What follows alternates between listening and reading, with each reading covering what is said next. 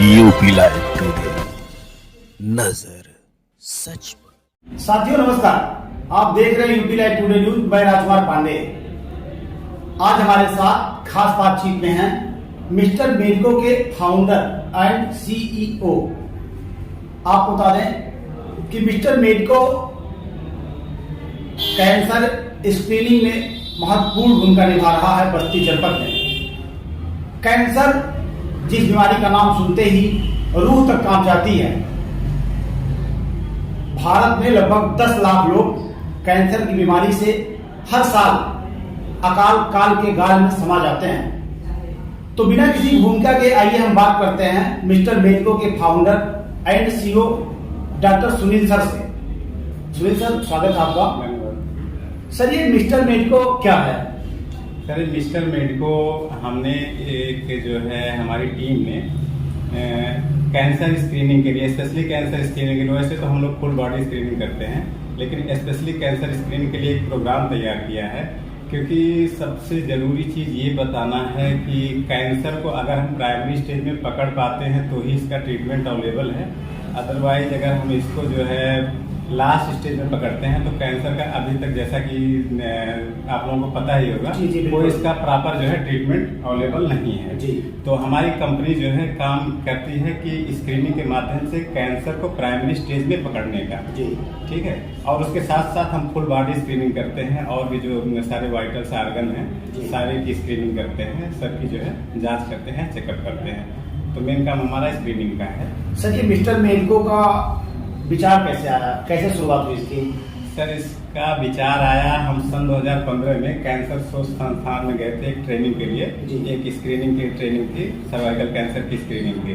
तो वहाँ पे इतना भारी भरकम कैंसर पेशेंट का डाटा देखने के बाद दिमाग में ये आया, और उसके जो कार्सिनोजेनिक काज थे, कार्सिनोजेनिक काज मतलब होता है जो कारण कैंसर पैदा करते हैं। अच्छा। तो वो लोगों के दिनचर्या में इस तरह इन्वॉल्व थे कि उसको देखने के बाद ऐसा लगा कि आने वाले दिन में कैंसर जो है एक भयंकर महामारी का रूप ले सकता है। तो इसको जो है कंट्रोल करने के लिए या इसको रोकने के लिए एक बड़े स्क्रीनिंग प्रोग्राम, जो मतलब एक व्यवस्थित ढंग से जिसको चलाया जा सके, उसकी बहुत ज़रूरत है।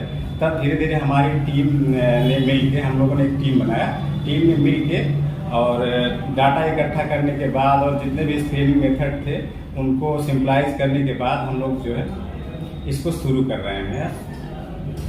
अच्छा सर, इसमें मेडिको में आपके जो है क्या सिर्फ कैंसर पे ही फोकस रहता है या अन्य भी जो जानलेवा बीमारियां हैं उन पर भी फोकस करते हैं? क्योंकि सर अगर भारत में बात करें तो कैंसर के साथ साथ हार्ट अटैक ये बहुत बड़ी बीमारी के रूप में जो है इसमें आगे आ रही है। जी जी जी जी। खासकर सर अब बहुत आम बीमारी होती जा रही है, कैंसर, हार्ट अटैक, ये आम बीमारियां होती जा रही हैं। तो सर किस पे फोकस रहता है? इसमें हम जो है मुख्यतः तो कैंसर पे फोकस करते हैं, बट इसमें और भी जो जानलेवा बीमारियां हैं, जैसे कैंसर, हार्ट अटैक हो गया या किडनी लीवर से संबंधित डिजीज हो गई, जो भी जानलेवा बीमारियां हैं सबको हम इसमें जो है कंसीडर किए हुए हैं, लेकिन मुख्यतः हमारा फोकस कैंसर पे ही है।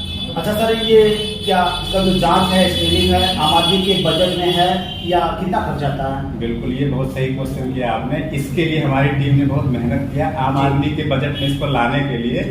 पहले तो इसको जब सारे टेस्ट जितने हम लोग उसमें लिस्टिंग किए थे उसकी सारे की कास्ट जोड़ने के बाद ये अप्रॉक्सीमेट 15 से 25 हजार के बीच पहुंच जा रहा था मिनिमम।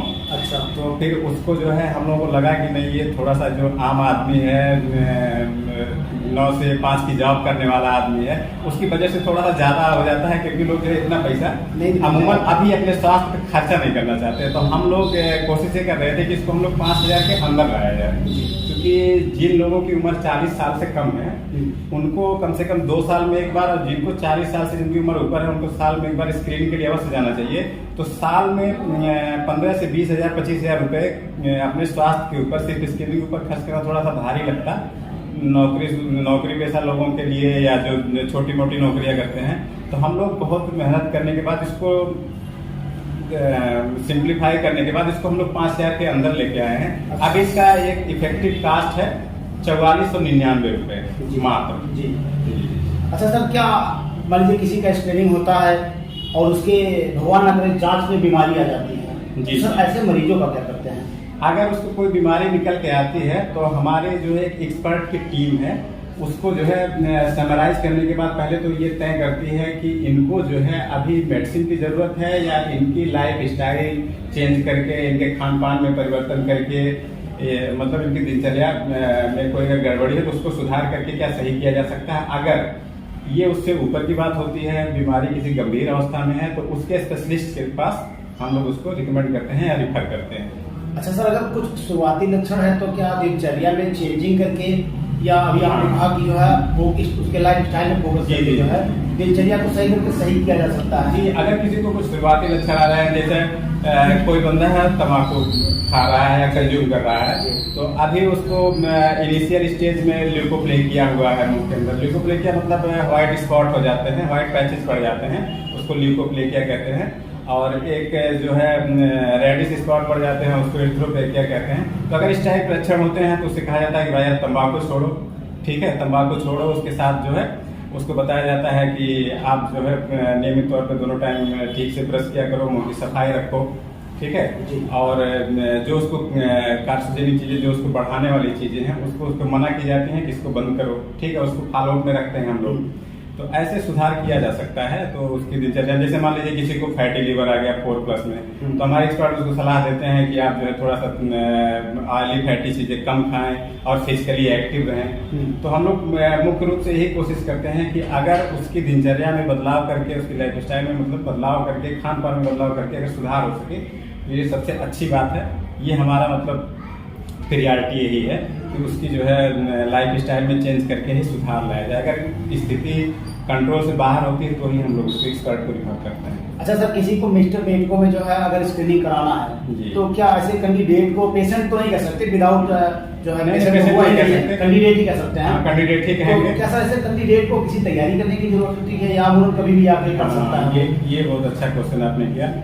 जब भी उसको स्क्रीनिंग टेस्ट करानी होगी तो उसको उसका मॉर्निंग सैंपल सबसे पहले कलेक्ट किया जाता है, यूरिन का, स्टूल का और ब्लड सैंपल। तो उसके लिए उसकी जो है 12 से 14 घंटे की फास्टिंग अनिवार्य होती है। फास्टिंग मतलब खाली पेट। जैसे रात में आपको 9 बजे आप खाना खाए तो सुबह हो सकता है 9 से 9:30 या 10 बजे आपका सैंपल कलेक्ट करना हमारे लिए बेहतर होता है। तो यही एक चीज आपको ध्यान रखना होता है कि 12 से 14 घंटे की फास्टिंग होनी चाहिए। मतलब अगर कोई रात में, मान लीजिए कल किसी को स्क्रीनिंग करानी है मॉर्निंग में, तो आज रात में वो 8 बजे तक जो भी उसको खाना पीना है खाना खा लेता है। जी जी जी। रात के 8 बजे के बाद वो सुबह 8 बजे तक यहाँ आ जाए, 9 बजे तक, और किसी भी जो है चीज का जो सेवन नहीं करेगा। नहीं। मुख्यतः हम लोग क्या करते हैं कि अभी हम लोग संडे को इसका कैंप चलाते हैं। हर संडे को कैंप चलाते हैं, स्क्रीनिंग प्रोग्राम। तो जिन लोग कराना रहता है उनकी बुकिंग ऑलमोस्ट पहले हो ही रहती है। तो हम लोग उनको पहले से ही बता देते हैं कि आप जो है रात में 8-9 बजे खाएंगे, उसके बाद आप सिर्फ पानी पी सकते हो और उसके बाद कुछ नहीं खाना है। फिर संडे के दिन मॉर्निंग में उनका सैंपल कलेक्ट करते हैं, ब्लड का, स्टूल का और यूरिन का। इसके बाद उनका जो है यूएसजी कराते हैं, फिर चेस्ट एक्सरे हुआ, ईसीजी, ये सब चीजें प्रोसीड की जाती हैं। इसमें लगभग पूरे दिन का लगभग कभी टाइम लग जाता है। अच्छा, ये जेंट्स लेडीज सब जो है, पुरुष महिला कोई भी हो जो है? हाँ, सबका कराते हैं। और इसके बाद लास्ट में फिजिकल स्कैनिंग होता है। हमारे जो फिजिकल स्कैनिंग के एक्सपर्ट होते हैं, वो एकदम ट्रेंड जो है मेडिकल प्रोफेशनल हैं, वो आपको सर से लेके पांव तक आपकी फुल बॉडी की स्क्रीनिंग करते हैं कि कहीं आपके शरीर में कोई ऐसा मस्सा तो नहीं है जो इन फ्यूचर आपको प्रॉब्लम पैदा कर सकता है, या कहीं पे कोई लिम्फ नोड इन्फ्लामेशन तो नहीं है, या कहीं कोई गांठ तो नहीं है। माउथ कैविटी और आपके कान के अंदर, आपकी आंखें, सब सारी चीजें स्क्रीनिंग की जाती हैं। अच्छा सर, अगर सेम डे में सर अगर कोई स्क्रीनिंग करा लेता है एक बार, तो फिर कितने दिनों के बाद क्या उसे फिर स्क्रीनिंग कराना पड़ेगा? वो कितने दिनों के बाद फिर कराए? या मैंने पहले एक बार बताया, अगर किसी की उम्र 40 साल से कम, 40 साल से कम, हाँ, तो उसको कम से कम 2 साल में एक बार। अच्छा। और अगर किसी की उम्र जो है 40 साल से ऊपर है तो उसको कम से कम साल में एक बार स्क्रीनिंग के लिए अवश्य आना चाहिए। जी। जैसा कि सर आपने बताया कि जो है भारत में कैंसर से और हार्ट अटैक से सबसे ज्यादा मौत होती है। जी। सर इसके शुरुआती लक्षण क्या है? क्योंकि सर कहीं ना कहीं मैं अपने दर्शकों को बता दूं कि मेरे भी परिवार में, मेरे भी संबंधों में एक हमारे साथी जिनकी उम्र लगभग 42 ईयर थी, जी, जिनका इलाज सर बॉम्बे के एक हॉस्पिटल में हुआ। डॉक्टर सुल्तान प्रधान ने उनका जो है ऑपरेट किया, लेकिन हम लोग उनको बचा नहीं पाए। उनका नाम दीनदयाल मिश्रा थे। मिश्रा था, वो हमारे बड़े सहयोगी थे, अच्छे मित्र से संबंधित थे।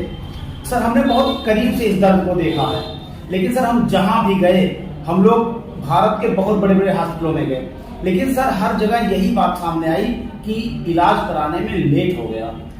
तो सर जैसा कि मैंने आपको पहले ही बताया, कैंसर को आप तभी रोक सकते हो जब इसको आप प्राइमरी स्टेज में पकड़ो। जी ठीक है, जब उसकी शुरुआत जहाँ पे हुई हो उसके आसपास के टिश्यू से अटैच होने से पहले ही जब आप इसको पकड़ते हो, जिसको बोलते हैं कार्सिनोमा इन सीटू, तभी आप इसको रोक सकते हो। अदरवाइज फिर जब इसकी मेटास्टेसिस हो जाती है या लास्ट स्टेज रहता है, तब इसका ट्रीटमेंट लगभग असंभव हो जाता है।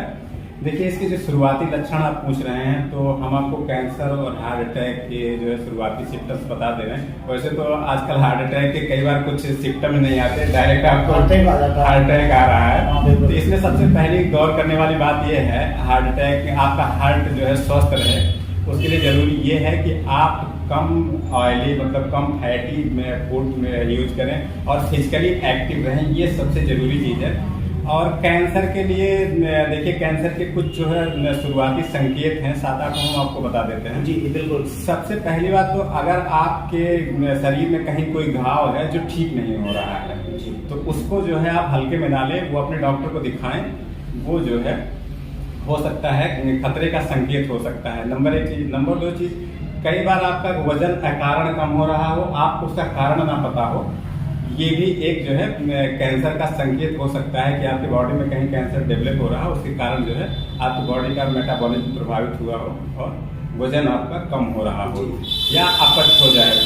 ठीक है, आपके मूत्र और आपके जो आंख है उसकी आदतों में परिवर्तन हो जाए। जैसे मतलब आप अमूमन आप में पानी पीते हैं, पेशाब करने 2-4 बार अगर जा रहे हैं, आने वाले दिनों में ऐसा हो जाए कि उसकी फ्रीक्वेंसी बढ़ जाए या बहुत घट जाए, तो ये भी एक संकेत हो सकता है।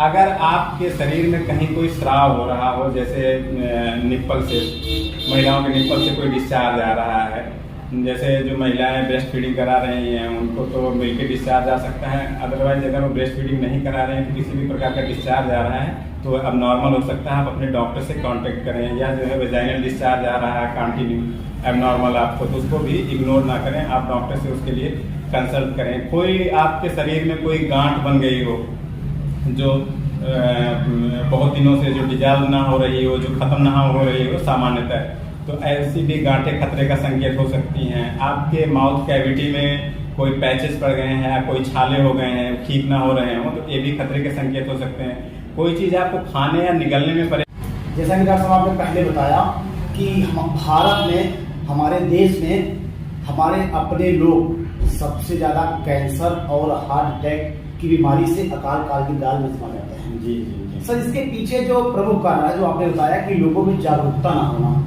लोगों को शुरुआती लक्षण ना पता होना। सर, मैं वैसे आपको बता दूं, मैं अपने दर्शकों को भी बताना चाहता हूं कि हमने खुद एक अपने अजीज साथी को खोया है, एक अपने मार्गदर्शक को खोया है, जिसका नाम स्वर्गीय श्री दीनदयाल मिश्रा था। आपको बता दें कि उनका लगभग 3 साल पहले ऑपरेट होता है। उसके बाद लगभग साल भर बाद बीमारी उभर कर पुनः आ जाती है। माउथ कैंसर से हुआ था उनको। बॉम्बे के नामचीन डॉक्टर ने, एशिया के नामचीन डॉक्टर ने उनका जो है ऑपरेट किया था। लेकिन जब उसके बाद दोबारा उभर कर सर आया तो हम लोग कई जगह गए, भारत के कई प्रदेशों में गए, कोने कोने पे गए, लेकिन हर जगह सर सिर्फ एक जवाब मिला कि बीमारी का जो लेट आए, आप लेट आए, ऑपरेट लेट हुआ। तो सर इसके शुरुआती लक्षण क्या है? इसके देखिए शुरुआती लक्षण कैंसर के जो हैं, जब आप कैंसर को शुरुआती स्टेज में पकड़ते हैं तभी इसको आप रोक पाएंगे। मतलब इसकी प्राइमरी स्टेज में अगर डायग्नोज बनती है तभी आप इसको रोक पाएंगे। अदरवाइज जब हम लास्ट से, हमारे यहाँ होता क्या है कि जब कोई बीमारी प्रॉब्लम पैदा करना शुरू कर देती है, जैसे वो दर्द पैदा करना शुरू कर दे या उसकी वजह से कोई और दूसरी बीमारी होने लगे, गंभीर समस्या, तब हम लोग डॉक्टर के पास जाते हैं। तो डॉक्टर चेक करके बताता है कि आपको तो कैंसर है और ये लास्ट स्टेज में है। तब हमारे डॉक्टर के पास करने के लिए बहुत कुछ रहता नहीं है। इसके जो शुरुआती लक्षण हैं वो 5-6 जो कॉमन सिम्टम्स हैं वो हम आपको बता देते हैं। जी बिल्कुल, उसको आपको ध्यान में रखना चाहिए। सबसे जरूरी चीज़ है कि अगर आपकी आँख की और मूत्र की आदतों में अगर परिवर्तन हो रहा है, जैसे आपके बाथरूम जाने की जो फ्रीक्वेंसी है उसमें चेंजेज आ रहा हो, या आपके टॉयलेट जाने की जो फ्रीक्वेंसी है उसमें कुछ चेंज आ रहा हो, तो ये एक समस्या हो सकती है बड़ी। इसको जानने की कोशिश करें कि ऐसा क्यों हो रहा हो। कई बार अकारण वजन आपका कम होने लगता है, ऐसे कारण से जिसको मतलब पता ही नहीं है आपको कि क्यों आपका वजन कम हो रहा है, वेट कम होता है, वेट कम हो रहा है, भूख ना लग रही हो, अपच हो जाए, तो ये एक बड़ी समस्या हो सकती है। आपके शरीर में कोई अननेसेसरी स्राव हो रहा हो, मतलब कोई ऐसा सिक्रीशन हो रहा हो जो सामान्य नहीं है, तो उसको भी नज़रअंदाज ना करें। जैसे महिलाओं के ब्रेस्ट निप्पल से डिस्चार्ज आ रहे हो किसी भी तरीके के, चाहे वो ट्रांसपेरेंट डिस्चार्ज आ रहे हो, मिल्की डिस्चार्ज आ रहा है, अगर कोई महिला ब्रेस्ट फीडिंग नहीं करा रही है उसके बावजूद अगर उसको मिल्की डिस्चार्ज आ रहा हो या पस आ रहा हो तो वह सामान्य नहीं है। आप अपने डॉक्टर से इसके लिए संपर्क कर सकते हैं। या वजाइनल डिस्चार्ज आ रहा हो अननेसेसरी विदाउट मेंस्ट्रुअल पीरियड, तो उसको भी जो है नज़रअंदाज ना करें। किसी भी तरीके का असामान्य स्राव खतरे का संकेत हो सकता है। और दूसरी चीज़, अगर आपके शरीर पे कहीं कोई तिल, मस्सा या कोई गांठ है, उसके आकार में या रंग में कोई परिवर्तन हुआ हो तो उस पर भी नज़र बना के रखें। आपके शरीर की कोई लिम्फ नोड असामान्य रूप से बड़ी हो गई हो या कहीं पे कोई बड़ी गांठ बन रही हो जिसमें दर्द ना भी हो तो भी आप उसको नज़रअंदाज नहीं करेंगे। और आपके शरीर में सबसे बड़ी चीज ध्यान देने वाली चीज, अगर कोई घाव हो गया हो जो ना ठीक हो रहा हो, जैसे कि मुंह की छाले ही हो सकते हैं, अगर वो सामान्य रूप से 1 हफ्ते के अंदर नहीं ठीक हो रहे हैं तो इसके लिए आपको अपने जो ओरल सर्जन हैं या डेंटल सर्जन हैं उनके पास जा सकते हैं जानने के लिए कि क्यों नहीं ठीक हो रहे हैं। अगर 1 हफ्ते से ज़्यादा का समय लग रहा है तो आप तुरंत जो है इसके लिए डॉक्टर से संपर्क करें।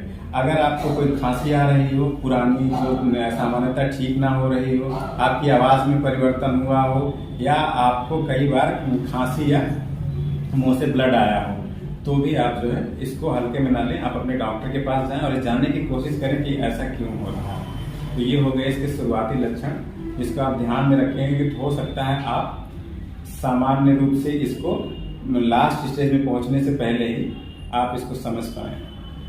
कोरोना महामारी आई थी, उससे ज्यादा घातक वो कोरोना महामारी आई और चली गई, लेकिन उससे कहीं ज्यादा घातक बीमारी है कैंसर और हार्ट अटैक। एकदम सही बात आपने। लेकिन सर कोरोना से तो हम बच गए, हम बचाव कर लिए, लेकिन इसमें आपने बताया कि जागरूक होकर हम बचाव कर सकते हैं। बिल्कुल कर सकते हैं। Heart attack, sir heart attack के क्या कुछ प्रारंभिक परेशानियां आ सकती हैं, ऐसा कुछ दिख सकता है, सिम्टम दिख सकता है? ये सबसे पहली बात तो अगर आपको कई बार चलने फिरने में सीने में दर्द, आपको इधर बाएं साइड के कंधे या पीठ में कभी दर्द महसूस हो, दर्द गर्दन से लेकर जबड़े तक आ जाए, इस टाइप के कोई सिम्टम्स आए तो ये हार्ट अटैक, सॉरी डायबिटीज नहीं है, हार्ट अटैक के प्राइमरी सिम्टम्स हो सकते हैं। अगर सीढ़ियाँ चढ़ने पे या दौड़ने पे आपको सीने में चुभन, दर्द या डिस्कम्फर्ट फील हो, या कई बार दर्द पेट में भी हो सकता है, पेट के ऊपरी हिस्से में, तो अगर इस तरीके के कोई असामान्य लक्षण आ रहे हैं आपको तो ये जो है आपकी हार्ट की प्रॉब्लम के संकेत हो सकते हैं। अगर आपके ब्लड में कोलेस्ट्रॉल और ट्राइग्लिसराइड का स्तर सामान्यतः बढ़ा रहता है लंबे टाइम तक, तो यह आपके शरीर में हार्ट की बीमारी को जन्म दे सकता है। इससे सावधान रहें आप। सर किसी का भी बेड को मिस्टर बेड को डॉट पे जो है अगर स्क्रीनिंग करवाना हो तो किन माध्यमों से संपर्क करें? अगर हमसे आपको संपर्क करना हो हमारी टीम से स्क्रीनिंग के लिए तो आप हमारी वेबसाइट को लॉगिन कर सकते हैं mrmedico.com, mrmedico.com लॉगिन कर सकते हैं। उस पर जाके आप बुकिंग कर सकते हैं या हमारे बोर्ड लाइन नंबर पे फ़ोन कर सकते हैं या मैसेज ड्रॉप कर सकते हैं। बोर्ड लाइन नंबर हम आपको बता दे रहे हैं 9919020502। इस पर अगर आप मैसेज ड्रॉप कर देते हैं या फ़ोन करते हैं तो हमारे जो एग्जीक्यूटिव हैं, कस्टमर सपोर्ट एग्जीक्यूटिव, वो आपसे कॉन्टेक्ट कर लेंगे। क्या ये बस्ती में ही सेवा उपलब्ध है क्या और भी कहीं जो है प्रदेश में? ये नहीं, अभी हम जो है इसको बस्ती, देवरिया और गोरखपुर में कर रहे हैं। आने वाले दिन में हम इसको एक्सपैंड करेंगे, हर जो है जिला मुख्यालय पे पहुंचने की कोशिश करेंगे जल्दी से जल्दी। लेकिन अभी हम इसको बस्ती, गोरखपुर, देवरिया में कर रहे हैं। आने वाले दिनों में इसको लखनऊ में शुरू करने वाले हैं। तो धीरे धीरे हमारी हर डिस्ट्रिक्ट, हर जिला मुख्यालय पे पहुंचने की कोशिश है। अगर आप 100 के आसपास बुकिंग डालते हैं किसी भी डिस्ट्रिक्ट में तो हमारी टीम वहां आ जाएगी कैंप करने के लिए। धन्यवाद। हम बात कर रहे थे डॉक्टर सुनील चौधरी सर से। आपको बता दें जो mrmedico.com के फाउंडर हैं एंड CEO हैं। साथियों, जागरूक रहना बहुत ही जरूरी है। जिंदगी अनमोल है, इसे संभालिए और संभालिए और जागरूक रहिए। अगर आपको लगता है कि आपको mrmedico.com पे संपर्क करने की जरूरत है तो जरूर संपर्क करिए। इस खबर पर आपकी क्या राय है हमें कमेंट कर जरूर बताएं, चैनल सब्सक्राइब करें, वीडियो शेयर करें। हम फिर मिलेंगे एक नई खबर, एक नई कहानी और एक नई जानकारी के साथ। तब तक के लिए आप सभी को मेरा नमस्कार। Please subscribe and don't forget to press the bell icon to get notified whenever we upload a new video.